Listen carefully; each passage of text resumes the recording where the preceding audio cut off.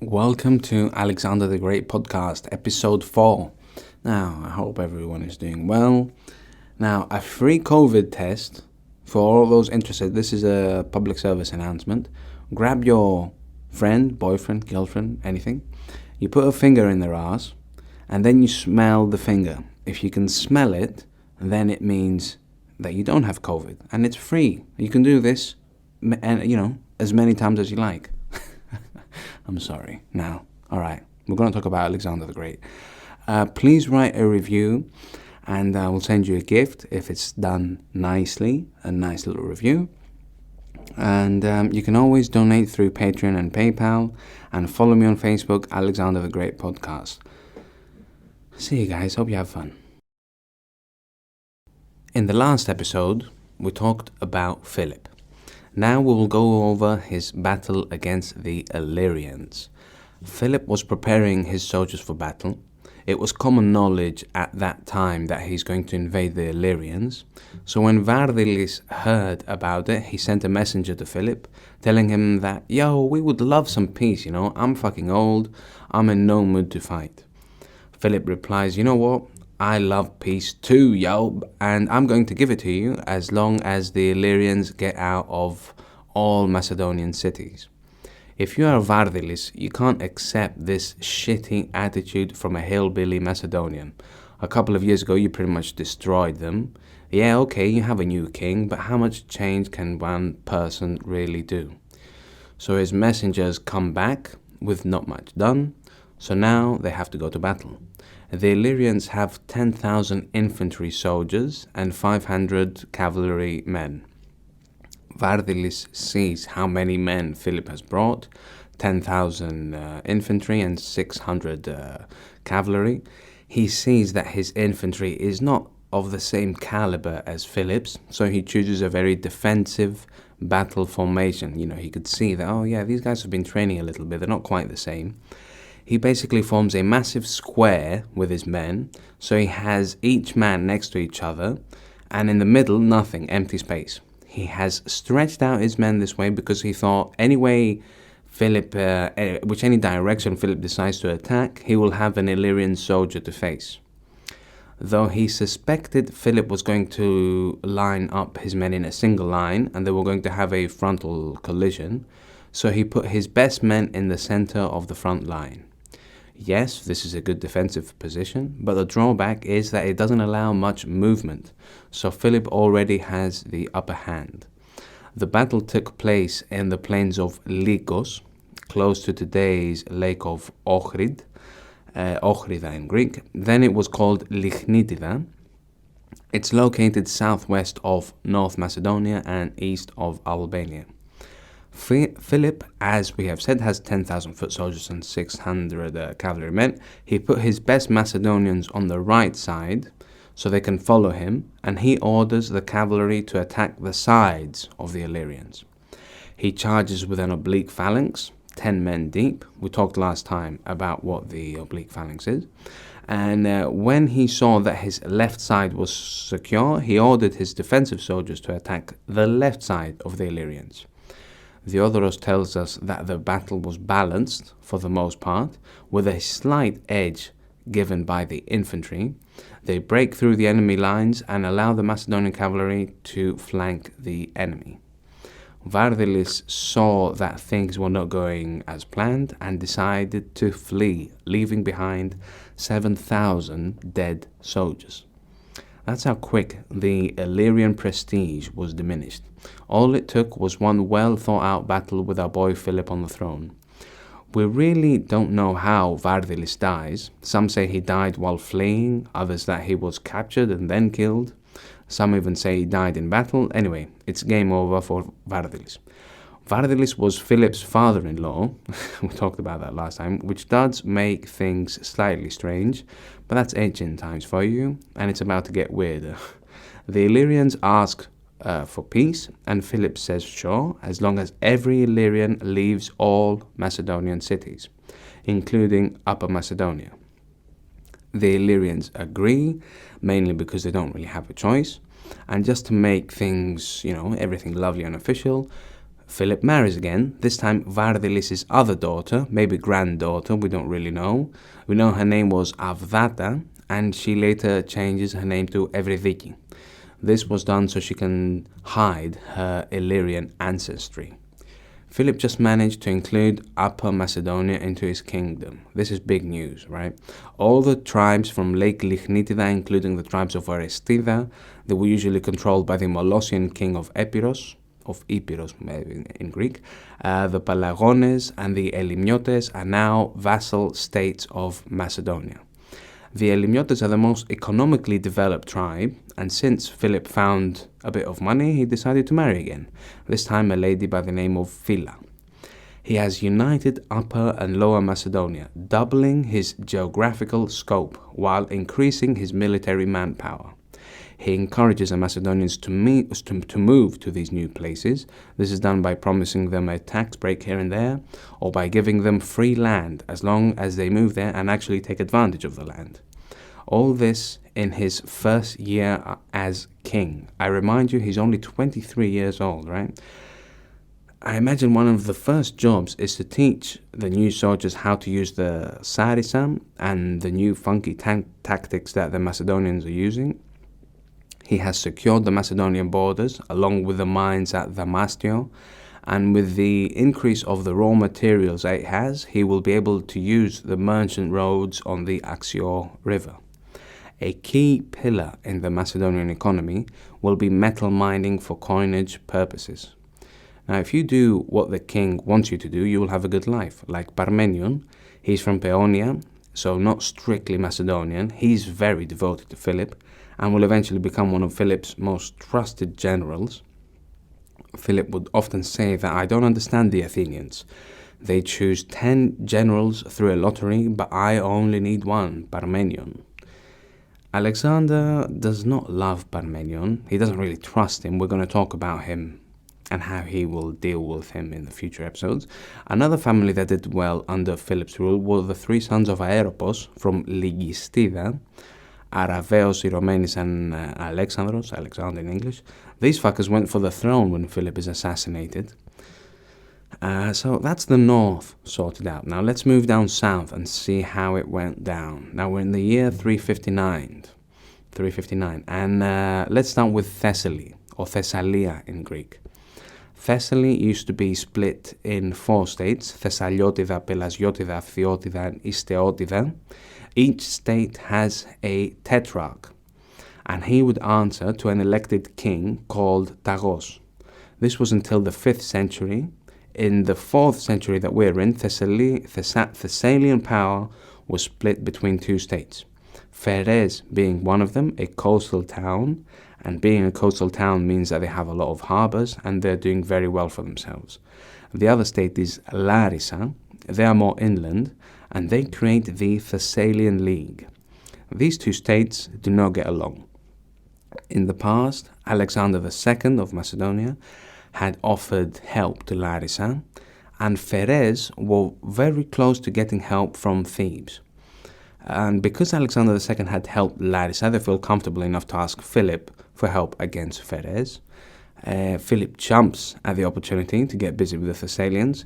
They are known for having the best cavalry in Greece. They would often be used as mercenaries, and the infantry was around 6,000 men. Philip wants to secure his southern borders, and he doesn't really have many friends at this point, so he needs all the help he can get. Now let's talk a bit about Thessaly's protagonist. Jason, or Iasonas in Greek, of Pheres, was one of Thessaly's original BMFs. Bad motherfucker.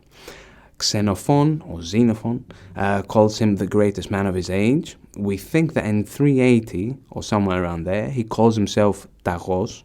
As we saw earlier, Tagos used to be the name of an elected king of Thessaly. It's not really the same when someone just decides to arbitrarily use the title. Did I say that right? Arbitrarily. Sorry. But still, this guy controls Thessaly's entire army, plus 6,000 infantry mercenaries, and it's been said that he was planning an invasion into Persia. But the Thessalian League doesn't like him, so they have him assassinated. He was succeeded by his sons, Polyphron and Polydorus. Polydorus does not live long after this because his brother has him assassinated. Tough luck for Polyphron, as Polydorus has a son called Alexander that kills his uncle and is elected Tagos in 369. Alexander of Pheres, as he's mostly known, has his sights set north, as we can tell by the way he's treating Larissa. So Philip is thinking it's only a matter of time before he gets to Macedonia. And this is how the alliance between Larissa and Macedonia, or better yet, the alliance between the League of Thessaly and Philip, is born. Philip is happy, so he decides to marry again. This time a Larissa, a Larissan, I guess you could say, Philina. We're now up to four marriages, right? For those who are counting. From this marriage, a boy called Arideos was born in the year 359. We're going to talk a lot about Arideos. He plays a big part in our story. Arideos, poor chap, even though he's Philip's first son, he has a problem. We don't really know what, some kind of mental illness. Plutarch says that he was poisoned by Olympias, Alexander's mom, so Alexander can definitely get the throne. Now, speaking of Olympias, let's discuss her background. It was at this time, 357 or 358, somewhere close to there, Philip forges an alliance with Arivas, king of the Molossian tribes in Epirus. This is the closest to Macedonia tribe of Epirus, the other two being the Thesprotians and the Chaones. Part of the deal was, yeah, we're friends now, but Philip has to marry my dead brother's, Neoptolemus' daughter. There are some stories about Olympia, stories of her being a witch, stories of her fucking snakes, just weird, peculiar stories. One of my favorite is that the day she married Philip, a thunderbolt struck her, leaving her pregnant with Zeus's baby. Therefore, Alexander is Zeus's baby, not Philip's. Philip also had a dream once, after he married Olympias, that he sealed her vagina, and the wax seal was shaped after a lion. Philip runs off to tell his favorite fortune teller Aristandos, or Aristander, I guess you could say.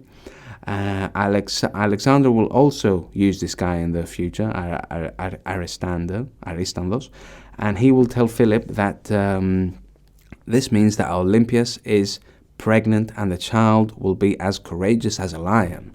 No one seals an empty vase. Another interesting story, that Philip was looking for his wife one day. He needed to be milked by a woman this time. Pausanias was busy that day. And he sees Olympias spooning with a bunch of snakes.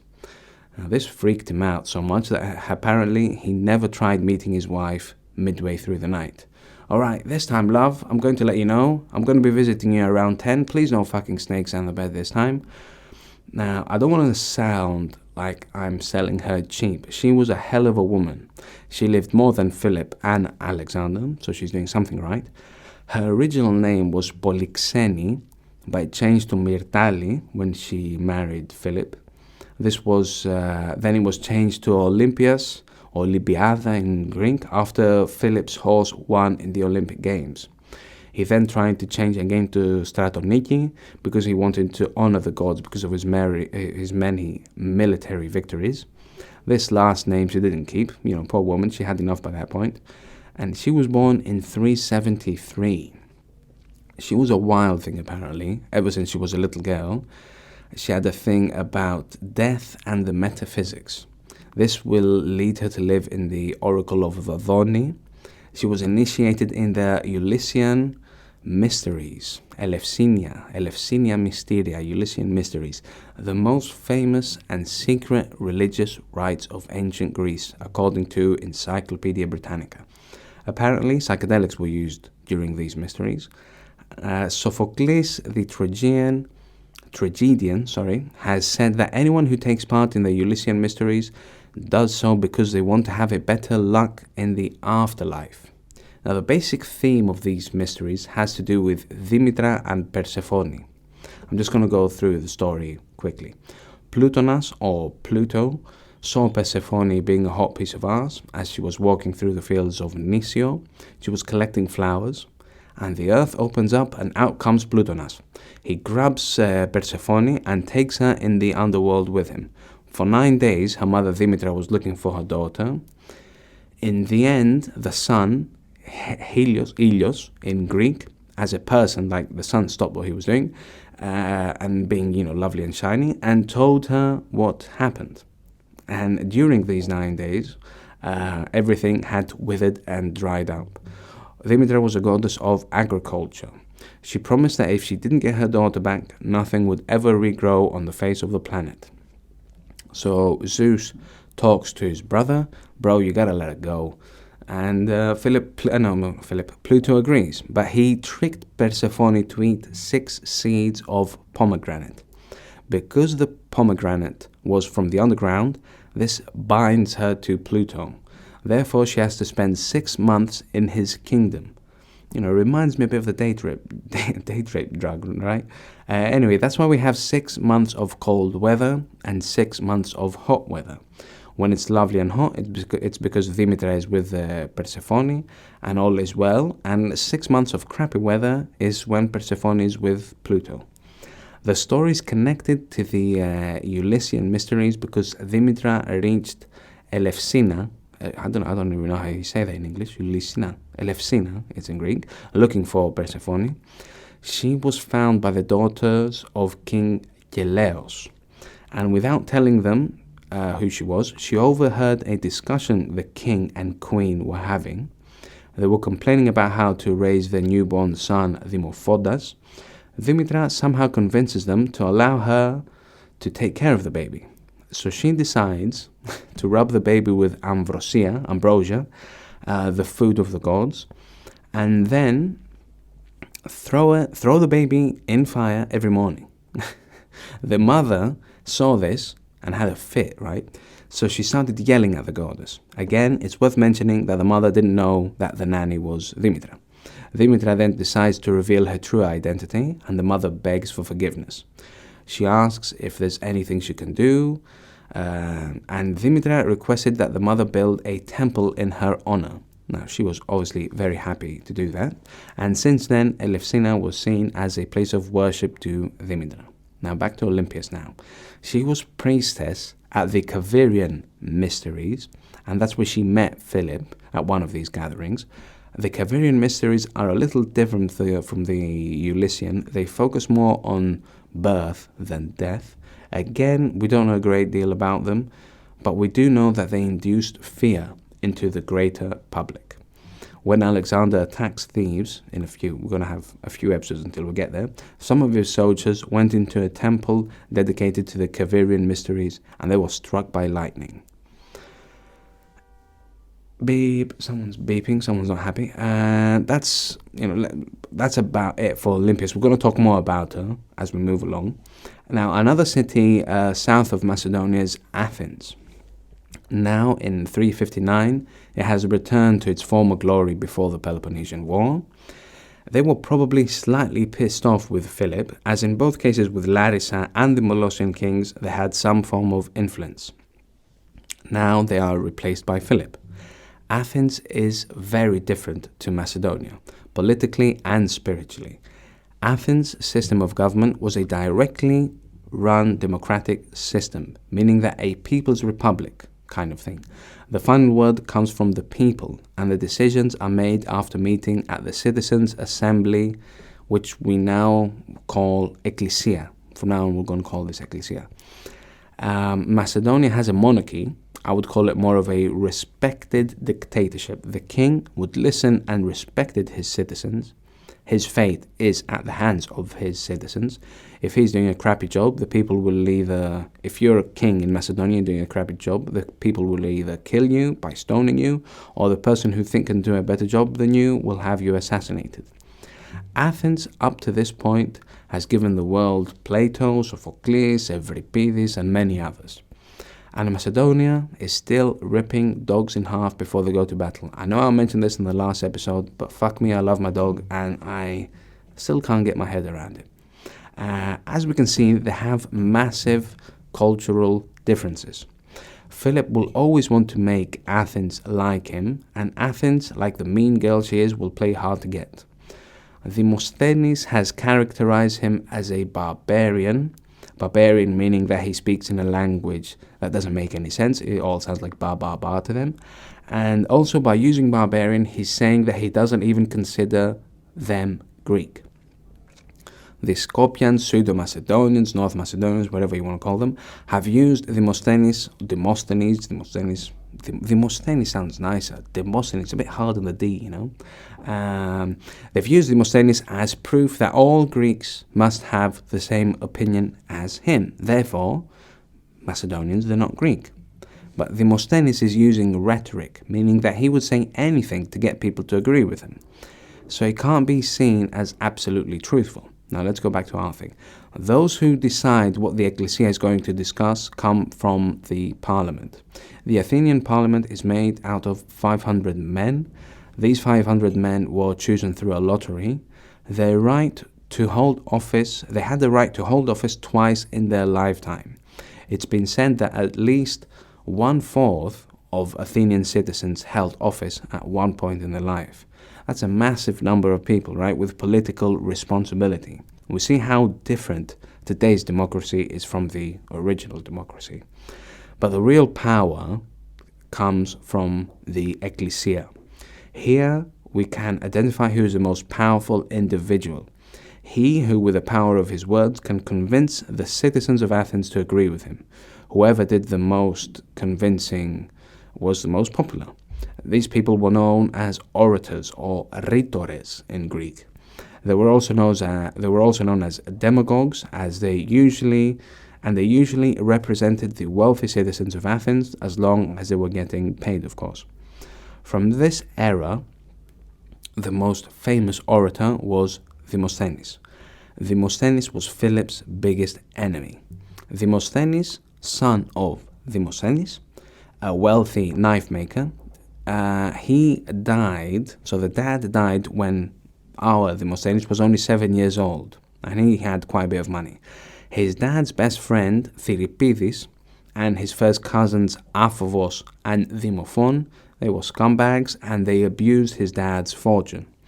Demosthenes teaches himself the art of rhetoric, so he can take them to court, which he does manage, and even though he won the court case, but unfortunately there wasn't much money left by the time it all blew over, and thus he is forced to sell speeches to make a living.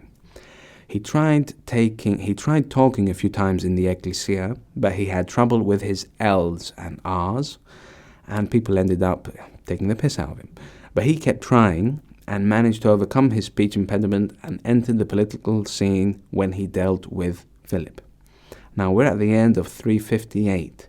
Demosthenes claims that Athens and Philip make a secret agreement by which Philip will surrender Amphipolis to them, and they in turn would give Pydna. The agreement had to be kept a secret so the Pydnonians don't react. Now, Mr. Worthington, a great man, I love his book, great book on Philip, calls it a rhetorical lie, because an agreement of that nature would have to go through the Ecclesia, so there's little chance it would be kept a secret. Also, we see Philip besieging Amphipolis and then go straight after Pydna. If they had promised him the city, he wouldn't have any reason to attack it. Now let's say a few words about Amphipolis. During the First Balkan War, some Greek soldiers noticed some marbles pointing out close to the Strymona River, and in 1913, excavations began by Greek archaeologists. They discovered a base of a massive marble lion, and in 1916, English soldiers found some parts of the lion and they tried to take back a few pieces to England, but failed because they were attacked by the Bulgarians. Fucking English, always trying to steal our shit, piss off. And during the 1930s, a company by the name of Monks Yulin, during river drainage works, found some pieces of a bridge and a large piece of a lion. I will post pictures on my website and on Facebook. And thanks to a certain gentleman by the name of Lincoln McVie, the American ambassador at the time, and funding by the Greek government, the Lion of Amphipolis was restored. But you've probably heard of the Tomb of Amphipolis. This was discovered by locals in 1953, and in 1964 the official digging began by Mr. Dimitris Lazaridis. This man finds a structure 10 meters wide and 5 meters high, and he found that the lion that we mentioned earlier was on top of this tomb. He then continues the digging for another 20 acres, and he finds 70 more tombs. In 2012, a lady by the name of Katerina Peristeri found that the limits of the tomb started 12 meters below the surface that the digging began, meaning there's a lot more stuff to come out. The tomb is dated around 325 to 300 BC.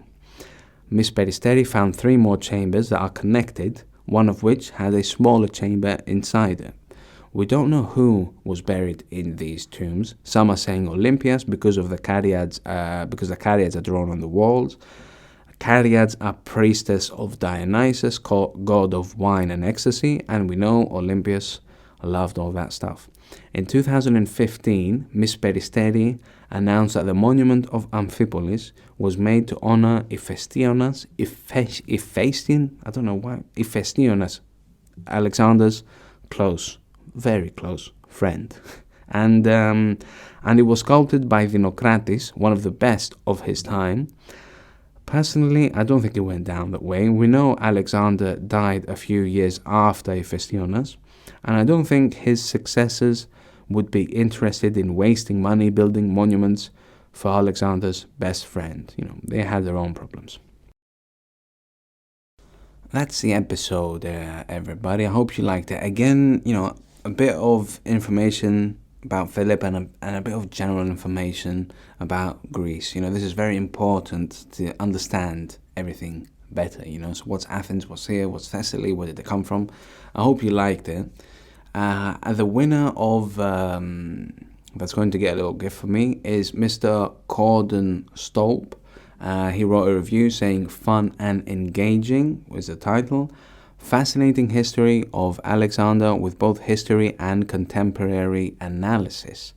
Podcaster has a fresh, youthful perspective that keeps it lively. Looking forward to future episodes. Well, thank you very much, Mr. Corden. Send me your address and you will get a little gift from me. And please, if you like the podcast, write a review, and you can even donate through Patreon and PayPal. Enjoy yourself, guys. See ya. Bye-bye.